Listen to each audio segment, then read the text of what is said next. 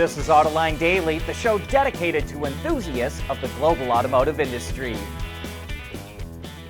Electric vehicles are less popular with U.S. car buyers. According to a new survey from AAA, 16% of respondents said they are likely or very likely to buy an EV as their next vehicle. But that's the lowest level since 2019.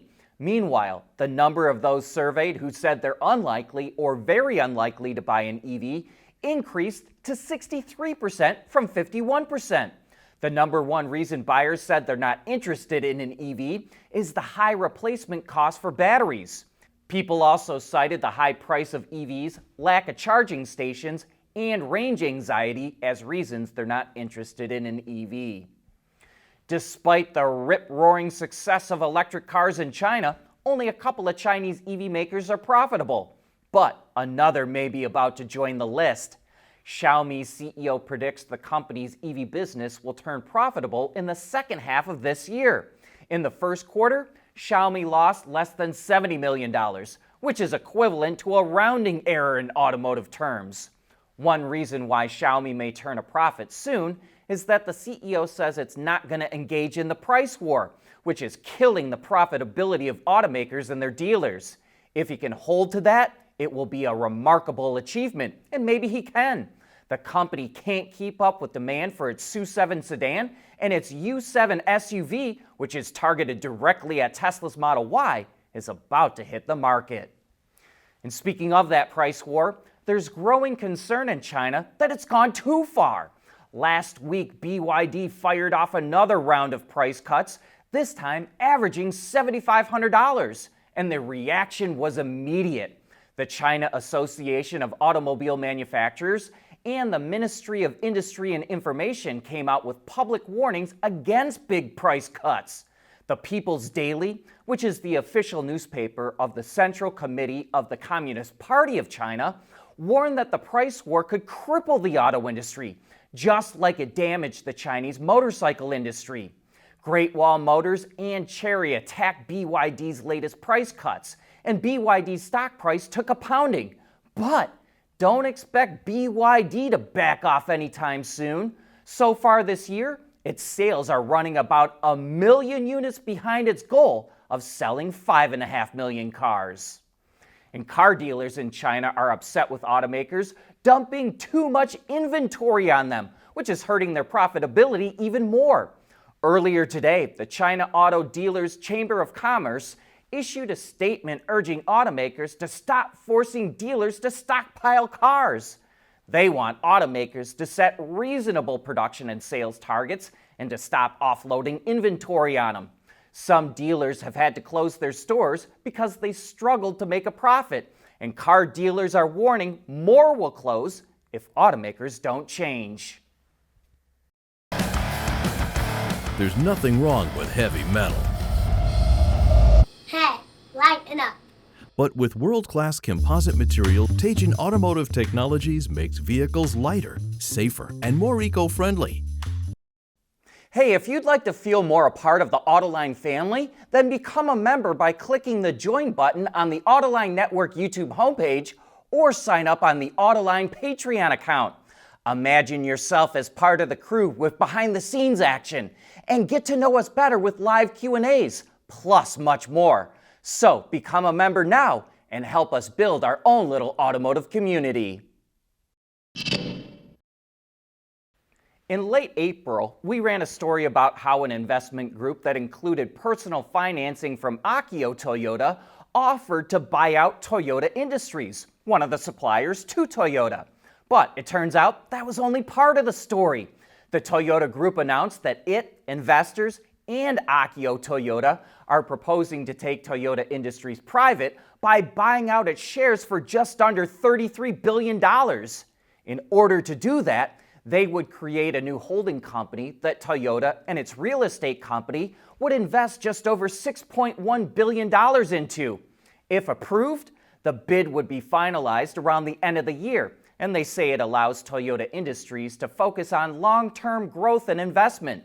But this would also be a bit of a landmark deal because it starts to walk back Japan's Kairetsu system, which is a set of companies with interlocking businesses and shareholdings. While this once allied those companies together, some say the Keiretsu system introduces conflicts of interest, locks up capital, and can ignore minority investors.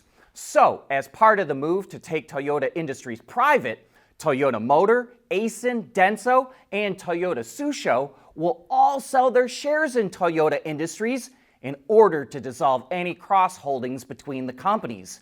And after that, only Toyota Motor will continue to invest in Toyota Industries. Volkswagen is on track with its restructuring plans. The automaker says that 20,000 workers have agreed to buyouts to leave the company by the end of the decade. Last year, VW reached a deal with labor unions to cut 35,000 jobs and slash production by 700,000 units in Germany by the end of the decade. The company needs to cut costs because of weaker demand in Europe and tough competition in China. Sales of the Air are probably not where Lucid wants them to be because it's offering some pretty significant discounts on the electric sedan. Electric reports that people who lease the car can get up to $31,500 off Grand Touring models. That does require nearly $7,000 down at signing, but it's about half that for Pure and Touring models, which have discounts of $21,500 and $26,500 respectively. You need to be able to take delivery of the vehicle before the end of June to get those discounts, but there will still probably be good deals on the Air even after that. Last month, Lucid was offering anywhere from $15,500 to $20,500 off the model. You know, it's always interesting to see the non-automotive products that car companies get involved with, and here's yet another. Toyota partnered with Finnish sauna and spa company Harvia to create what they claim is the world's first hydrogen-powered sauna. The prototype features Toyota's hydrogen technology, which means it doesn't emit any CO2 emissions during use. The two companies will showcase the concept at two events in Finland this summer, but no word if they're going to sell them to customers yet. This may seem like a strange collaboration for Toyota, but the automaker says the project aligns with its effort to promote hydrogen use across different industries. And you may also remember a story from February, where Toyota is sending out mobile mist saunas as a way to help assist Japan's aging population. But that's a wrap for this show. Thanks for making Autoline a part of your day.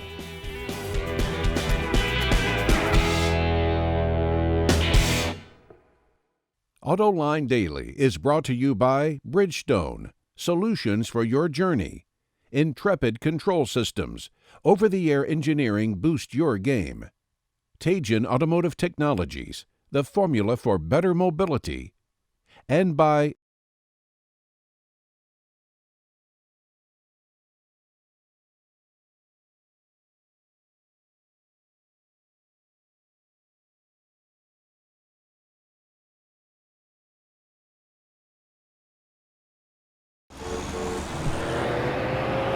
Making a life full of memories, one road trip at a time. That's what really matters. Bridgestone Weather Peak Tires with a 70,000-mile limited warranty.